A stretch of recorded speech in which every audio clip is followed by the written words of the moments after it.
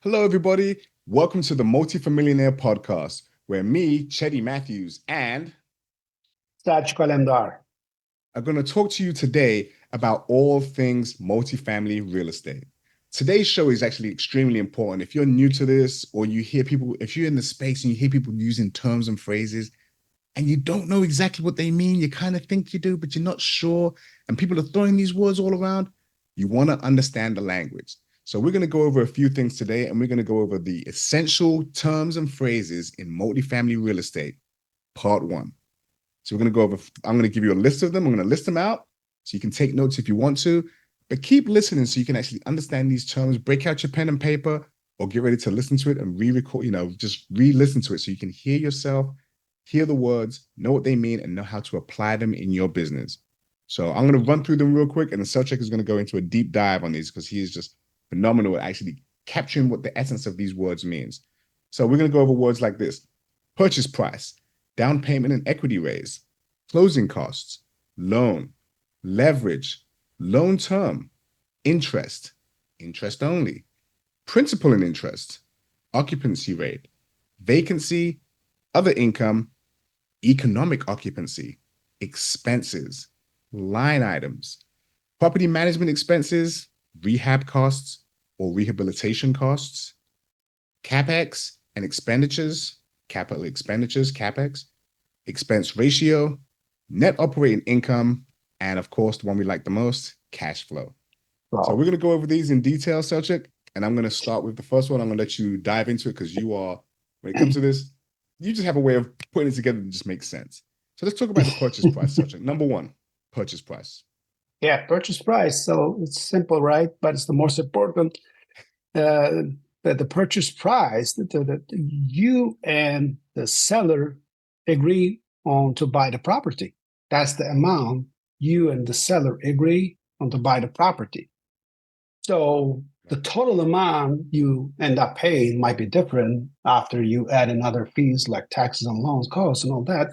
But in the simplest explanation, the price you agreed with the seller to buy a property. Lovely. That's the definition and the importance of. Well, it's actually, let me add this. Like I suggested, that this is the most important number in the whole deal. It's the first thing you need to know. It affects everything. That it's like how much you need to borrow and how much profit you can make. So that's the starting point from your underwriting, basically. Wonderful. And with that, what goes hand in hand with a purchase price is going to be the down payment and equity raise. Yeah. So the down payment is the cash portion the lender requires for the loan requested. It represents a percentage of the total loan amount. And just pay attention to this. You should not borrow this portion. So your down payment is your personal stake in the property from the start. The bigger down payment means you borrow less money, so you pay less interest and are in a better financial position. For bigger properties, the money for the down payment and the other fees often comes from an equity raise, and which is when multiple people put money together to invest. And an equity raise includes money for the loan down payment, closing costs, asset management and the acquisition fees, and the major repairs such as CapEx. We're going to get to that in a second, and the money saved for the future as a reserve. So that all things includes in the equity raise, basically. Got it. Wonderful. Thank you, Selcuk. And jumping into number three, closing costs. Closing costs are the extra fees you have to pay to officially complete a real estate deal. So this includes things like fees for the appraisal, insurance, lawyers, and the real estate brokers. You can't forget about these costs. So there can be a lot of money and can change how much cash you need to close the deal. So you should always include them in your plan to avoid any nasty surprises, I'm going to say. That's good. Now, Yeah. here's a big one, and this goes into what you were talking about earlier, but the loan. What is a loan? The loan is the money you borrow to buy a property that you have to pay back over time, usually with extra interest. So most people need a loan to buy a property they can't afford with it just cash. The details of the loan, like the interest rate and how long you have to pay it back, and have a huge effect on how much money you can make from the investment. So basically, that's the the simple definition of the loan. Got it. Got it. Now, here's one. Speaking of loan, one that's kind of closely related is leverage. Number five. Yeah. So the leverage is that when you use borrowed money to buy a property, you have leverage. At least you control a bigger property with less of your own money, which can make your profits much larger. And the leverage is a key strategy, for any investors. It can boost your returns, but it also increases your risk. If you borrow too much, which we call over leveraged, right? You could get into serious trouble if the property doesn't make enough money, and you might lose it completely. That's why you should aim to put down at least 20 to 25%, especially for commercial properties, to avoid this. Got it. Yeah. Got it. And if you're dealing with a loan, you always hear people talk about interest. What are we talking about here? Number seven. In fact, let me go back. Let me scale it back a little bit. Let me go back to number six first, which is going to be the loan term. What does that mean? Loan Okay. term. Well, the long term is the amount of the time you have to pay back your loan, like 5, 10, 15 years. And the length of your loan affects your monthly payments and how quickly you pay off the property. A longer term means lower monthly payments and more cash in your pocket each month, while a shorter term means higher payments, but you own the property sooner. So that's the definition of it. Got it. And with that one, we'll go on to interest. Number seven. Yeah, the interest is the fee, basically fee you pay to a lender for borrowing money. So it's an extra cost on top of the money you borrow.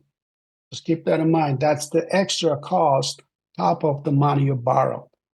It's a big expense. It could be a big expense when you have a loan. So you need to know how the interest rate affects your monthly payments to figure out if the property will make you money or not. So that's an Right. extremely important term. Okay. And a term you used to hear a lot, especially in the mid 2000s, 2007, 8, 9, was interest only. What does that mean when you talk about multifamily real estate?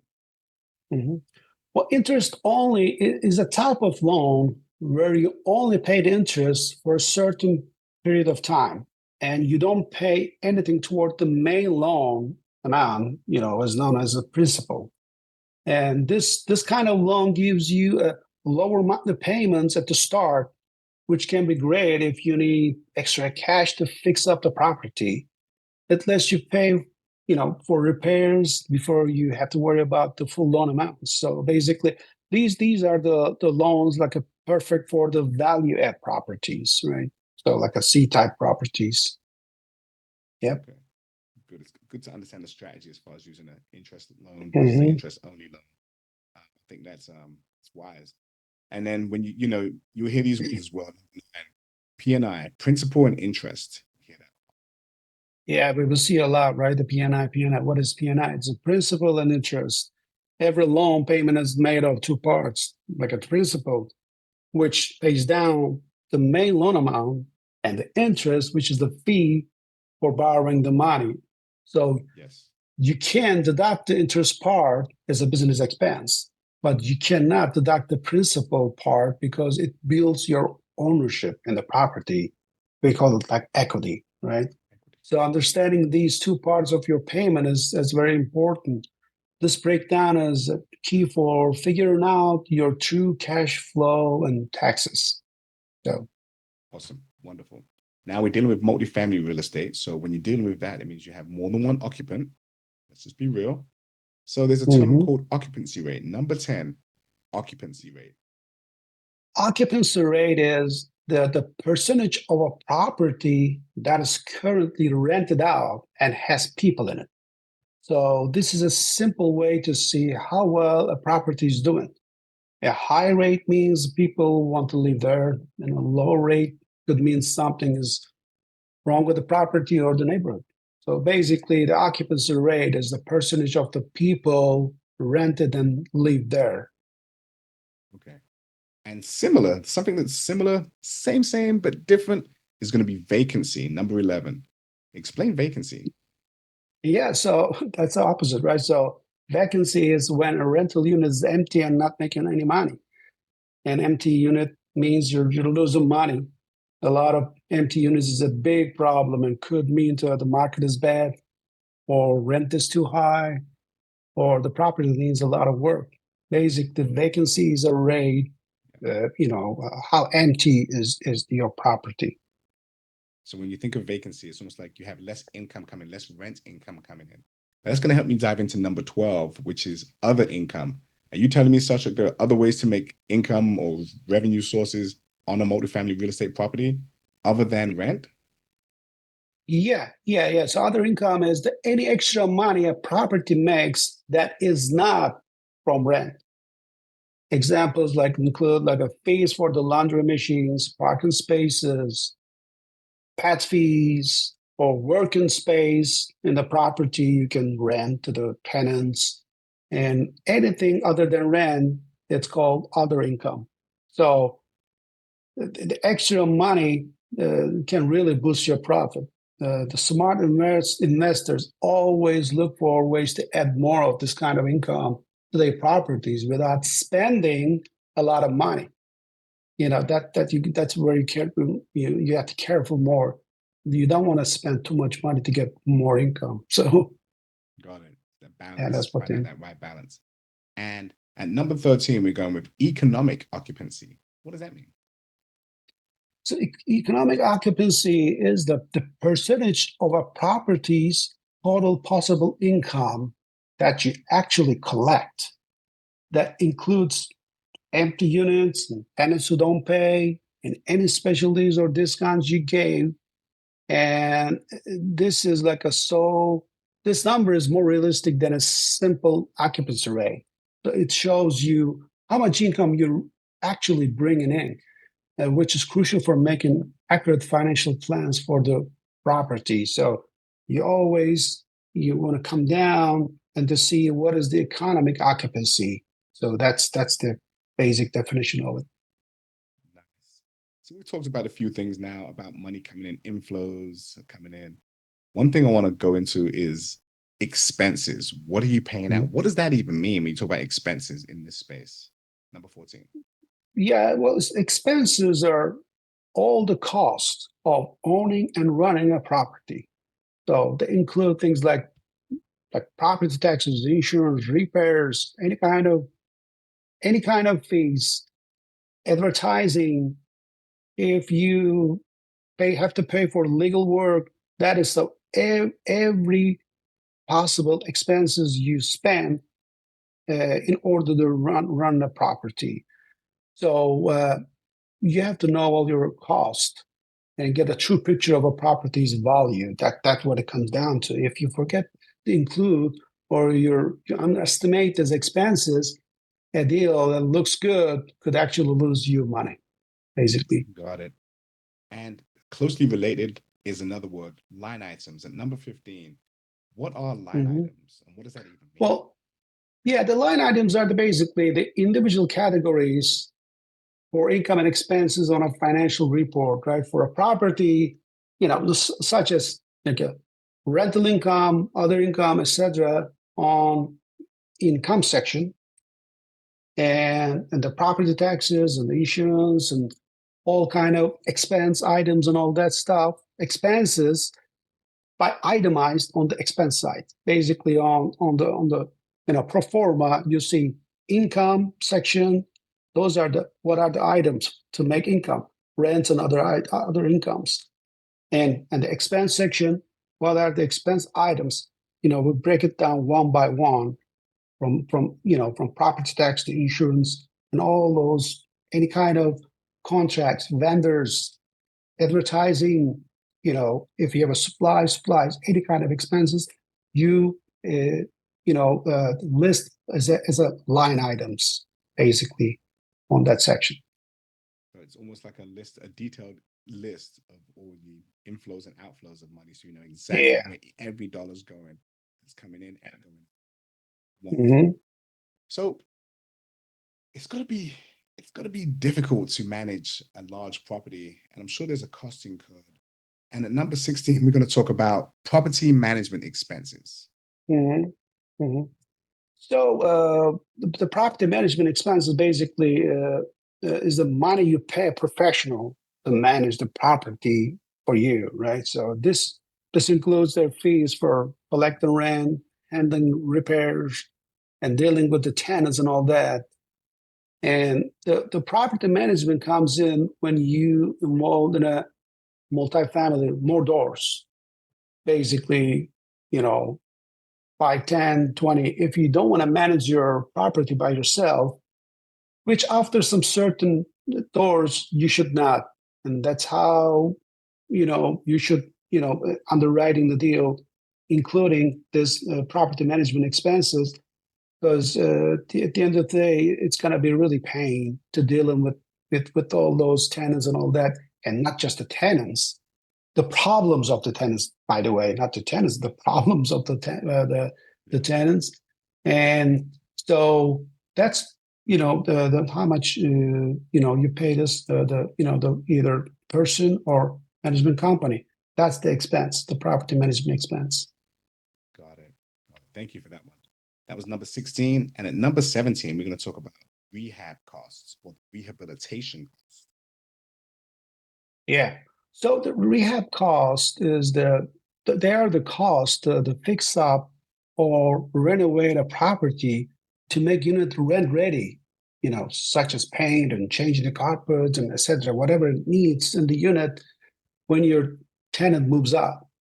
So you have to do it right. So before the new tenant comes in, it makes the unit more attractive. So that's every time you change your tenants, that you're doing like a rehab, like you go and touch up paints and all that stuff. That's the okay, in a way expected the cost of the repair, Yes. basically. Awesome. Awesome.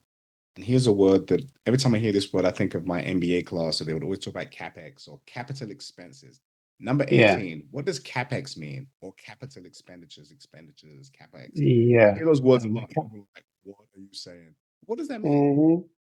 Well, the capex or the capital expenditures, it's a big and one-time cost to fix or improve a property, like putting on a new roof or doing a major remodeling, in exterior, interior. They are not the normal day-to-day expenses.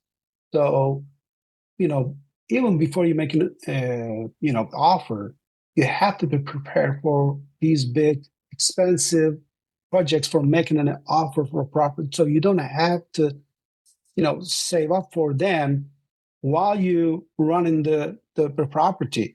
So you have to come up with that capex budget, and then you have to do your due diligence properly. What the property would need in order to add value to it.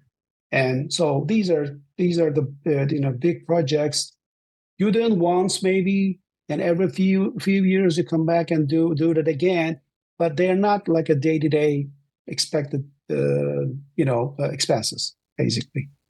So it could be things like roofing, like you said, HVAC units, maybe parking lot, those major expenses that you have to do over time, but not every week. It's not a regular maintenance thing. It's just a thing that this expense has to be done to improve the property or to keep it up to standard or the code. So Yeah, yeah. So on an exterior, like you said, you can redo your parking lots, and you can put like a covered parking, spaces. And you could put like, exterior paint for the whole building and all that stuff. Inside of the unit could be an upgrade in the kitchen cabinets, right? Counter, kitchen counters.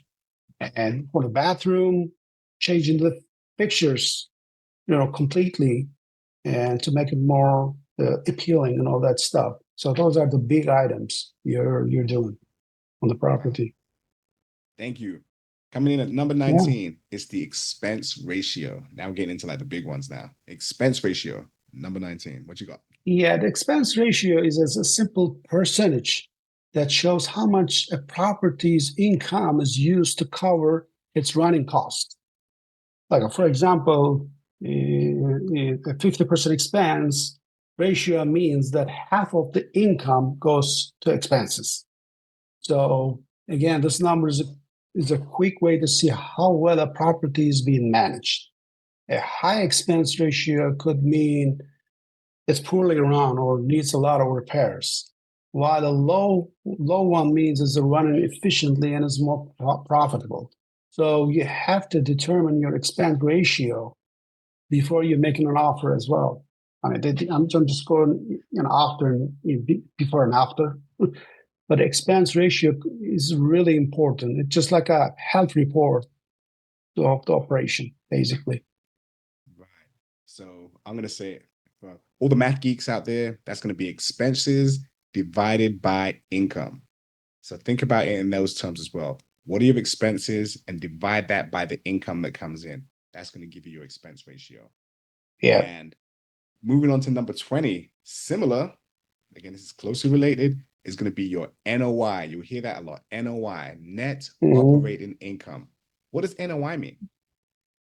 NOI, net operating income, is the money a property makes after you pay all the daily running costs, like repair, insurance, and all that etc. we mentioned a second ago. But before you pay the loan, this is before the loan. And NOI is probably the most important number in real estate. It shows you the property's real profitability on its own without worrying about the loan. It used to figure out many other important numbers about the investment. So NOI is your main target to keep the NOI high, and it should be your number one goal, and keep it that way all the way out. Nice. Again, for the math folks out there, income minus expenses except the debt. Yeah, I love that. basically. I love that. That's the accepted debt. That debt calculation comes in afterwards, basically. And here's one that I think everyone wants to know.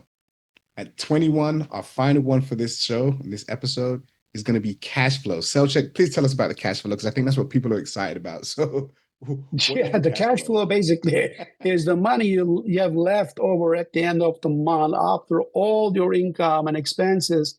Now, this time, including the loan payment are taken care of, right? So now you can call after the loan payment. Now the income is called cash flow. So the cash flow is the final test of a good investment. And the positive cash flow means you're making a profit and getting paid every month after all the bills are paid. It's the main goal of a profitable rental property. That's it. And to put that into a formula, it's going to really be, if you remember, we talked about net operating income, which is expenses, except the debt. This time it's going to be net operating income minus the debt. Minus the debt. And Selchuk said everything down. This is the true number. This is what you come home with and look at and like, this is what I've got left after all my obligations have been satisfied. This is it. Extremely important number to know. The higher that number is, the better it is for you.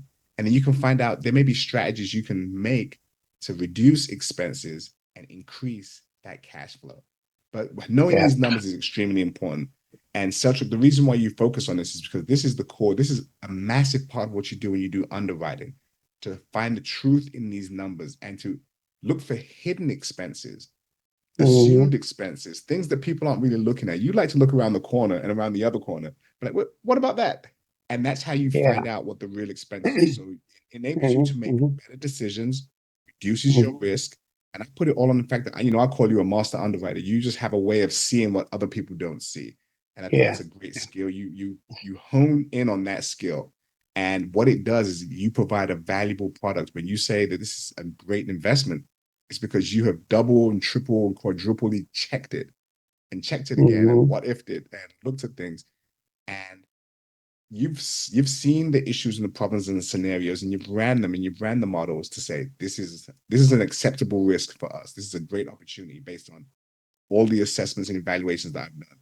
And a lot of that comes from using these terms, assessing it, looking at the property itself, and looking at the potential. And you do more than just look at the property. You look at the community and the region and the state, and you put all of this data together. So to me, it lowers the risk and increases the confidence of an investor. If I'm looking at a Selchuk-based product, something I know you've worked on and worked with, I know off the bat, well, if Selchuk looks at it, it's been double, triple, quadruple checked and checked Oh, again. yeah. So Oh, yeah. Check it's again. wonderful. Check again. I love that. I actually want to start Yeah. adopting that check again mindset. Check again. Check Yeah. again. Yeah. So that was 21 terms. If you want to get into the multifamily real estate space, you want to know these terms and these phrases and understand them. Not just understand the words. This is not academic. This is, what do these words mean to you as the investor? What do they mean to Mhm. you as the property manager? What do they mean to you as the GM, general manager, general partner, limited partner? What do these words mean to Mhm. you? And how can they impact the sale of a property, the investment of a property, the management of a property? You want to understand these words when people are throwing them out, what that means to you. More than just knowing what the word means, but okay, what does that mean based on this product, this property, this Mhm. this Mhm. asset class? And these words really help you get on your way. There are many more terms and many more phrases, but with this, you have a great Yeah. starting point. So go ahead and research these words, rehearse them, practice them, throw in some numbers, look at some properties and just see if you can throw in some of these numbers and see if you can figure out what the net operating income is going to be, the purchase price, the loan, how much leverage you have, what the difference is between an interest only loan and a loan that is just a conventional loan. Look at those Mhm. differences and what is the impact of having a certain occupancy rate or a certain vacancy rate, and see if you can come up with ideas and frameworks in your own mind from looking at these numbers and seeing what that does to the value of a property or the attractability of a property to you. That's Yeah. all I have, Seljuk. I thank you so much for doing this. I mean, your insight as always is pure gold. I thank you for taking the time to do this. It's amazing. Every week we come out here and I just feel like I get smarter in this space. And hopefully you, the listener, are getting smarter as well, because this is great information. So please take it. Please follow us, like us, give us 5 stars. 5 stars, we like 5 stars. And thank you so much for taking the time to learn more about becoming a multi-millionaire partner, friend, listener, collaborator, or investor. If you want to know more about us, find us, go to the website, and follow the show or share the show with someone who might want this information as well. Selchuk, any parting words from you? Well, and again, so you already pointed out the very important part, and these terms, it's not just for put it down, right? These terms to use it, to practice it, and then use it. Without these terms, you cannot make any underwriting. If you're not making underwriting, you're not making an offer, and you're not going to get anything. And well, valuable, and you can put some value into it, and not to lose money, your investors' money. Basically, these are just not just for to reading and the learning. These are for the use it in the underwriting, which Yes. we will practice, and we will show the underwriting the portion of it for the next the podcast series as well. And but at least start just to get familiar with this terminology, which we will do the second part, on the next one. And there's more important, well, not more, but the important as well as this ones. There's more terms as well as these ones on that part two. And just please follow us. You know, follow us. Thank you so much. So tune in next week for part 2 and learn more phrases and terms that will help you to get into multifamily real estate. This is us, this is Cheddy and Selchuk at the Multifamillionnaire Real Estate Podcast. I want you guys to have an amazing week. Thank you for your time and tune in again. And maybe this will help you to make some millions in your life for your family. Stay amazing, folks. Thank you again. Thank you.